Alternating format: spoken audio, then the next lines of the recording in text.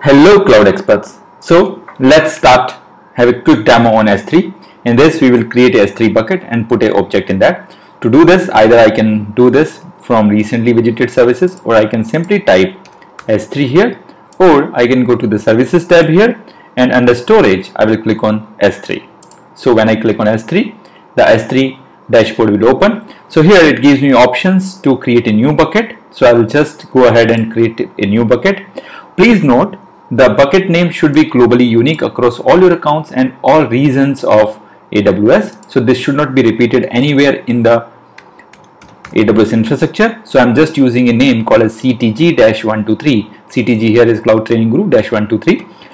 However, S3 is a global service. We will understand what do we mean by that. But the buckets are actually stored in some of the regions. So either I can go for US East, which is Northern Virginia region, or I can go with Asia Pacific Mumbai region. So depending on the region, they will have one particular URL which will be slightly different from one region to another region, which we'll discuss later. So as of now, I'll go ahead and I'll just go with US East, Northern Virginia region. So let's move forward. What is next? So it gives me a lot of options which I'm not getting into as of now. So it gives me object versioning, different kind of versioning, server access logging, tags, object level logging, default encryption. So I'll not get into all these details as of now. Click on next. Now whether you want to make this bucket public or you want to make it private, so we will, as of now, we will block all public access. So we will not enable it. So it will allow all the public traffic as of now. So let's move forward. So as of now, let's say I'm just go and disable all public access as of now. Let's move forward. Now it is the review page where I will check all the details what I filled. I have kept a bucket name which is CTG-123, region is US East Northern Virginia region, and I will simply go ahead and create this bucket.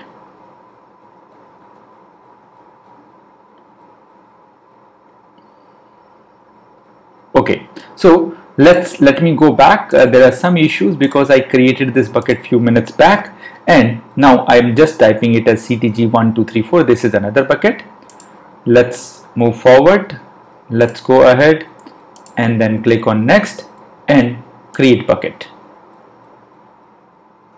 So my bucket is now created. This is CTG-1234. There were some conflicting operations, so it was not able to create CTG-123. So we have created CTG-1234. Now I'll click on this particular bucket, and now I will upload a object in this. So buckets are like folders and objects are like files. So let's go ahead and click on object. So I will choose files. I'll just go in a folder where I've stored the required file, which is CTG S3 object. So this is the file which is I have. Either I can go ahead and upload. It will take all the default settings, or if I want to change some settings, I can click on next. So this is giving me some details. Manage users access. I can also allow access of these objects from the other AWS accounts, which I can add here, and also I can manage public permissions for this particular object. Let's move forward. Here it gives me an option to choose various type of storage classes. So according to my requirement, I can choose the different storage classes. As of now, I'm going with standard, which is frequently accessed data, and it also gives me option like intelligent tiering, standard IA, standard infrequently access, one zone IA, glacier deep archive, and reduce redundancy. So these are the various options we have, and as of now I'm going with only standard storage class. So this is all what we have, the review page, and where we will see all these details. We'll go ahead and upload it.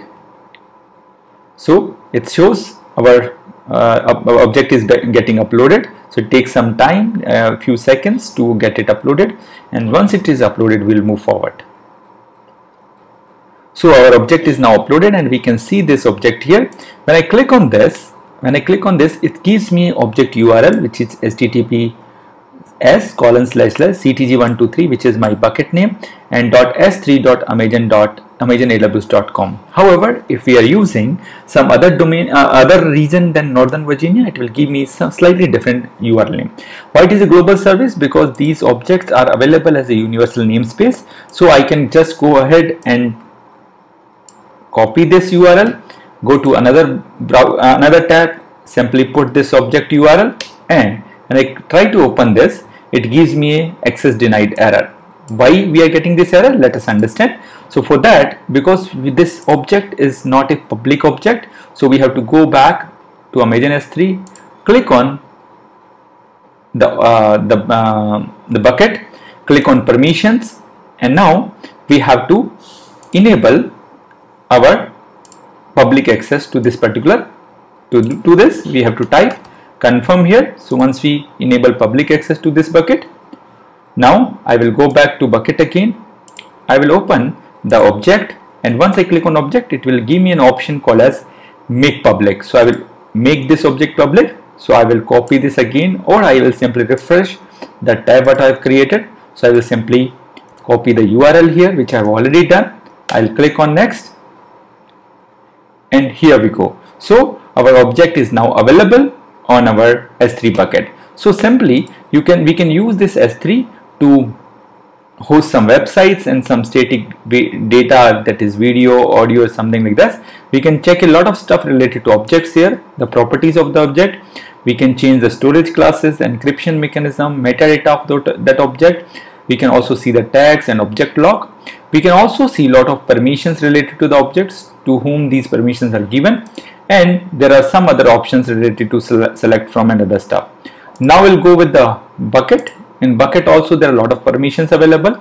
You have, this is the overview page, the properties of the bucket. We can define some versioning, which we'll discuss in some next sessions. Server access logging, we can also use it for static website hosting, object level logging, and some default encryption for this S3 bucket. It will be applicable on all the objects which are stored in this S3 bucket.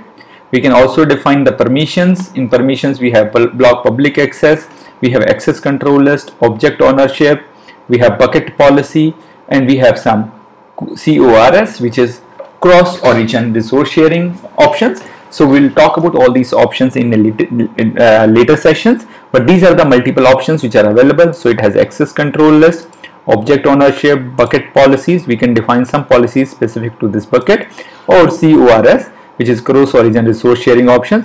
We also have a lot of options in the management, where we can create life cycle rules for the objects of this bucket, and the access points, where we can create some access point which we can be used to provide access to this particular bucket.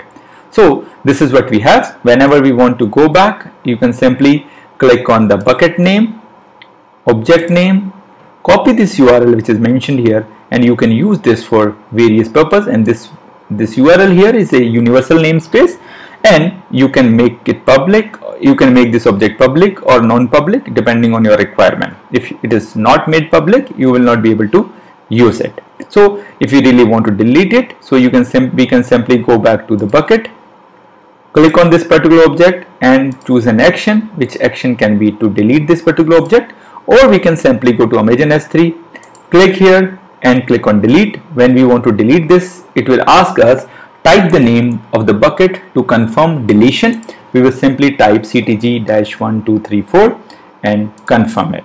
Once we confirm it, this object will be deleted from our AWS infrastructure.